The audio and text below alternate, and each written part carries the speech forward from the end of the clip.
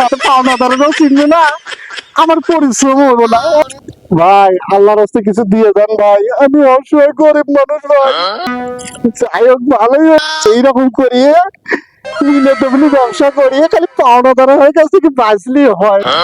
Dollar তো পাইলামই না, লাস্টে পর্যন্ত ভিক্ষার থালা হাতে নিয়ে বসে গেলাম। ভাই ডাক্তার শোনেন না।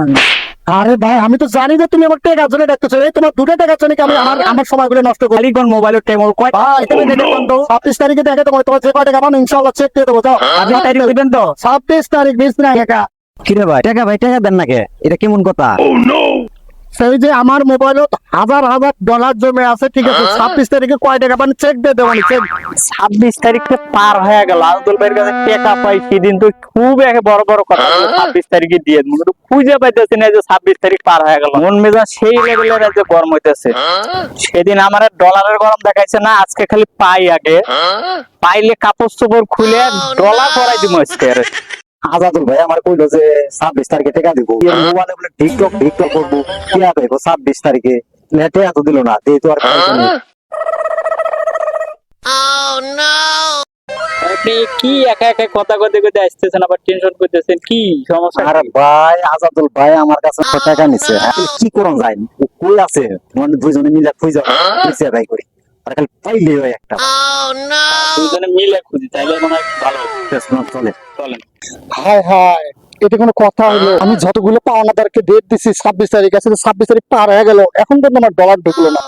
এই পাওনাদারকে আমি কিভাবে তাদেরকে বুঝাবো? যে কোনো একটা উপায় করাই লাগবে। এই পাওনাদারের বেশি আমার যদি ধরে তাহলে তো আমার কোনো অক্ষর পাবো না। বিনা তবিলি যে কোনো একটা ব্যবসা করা লাগবে।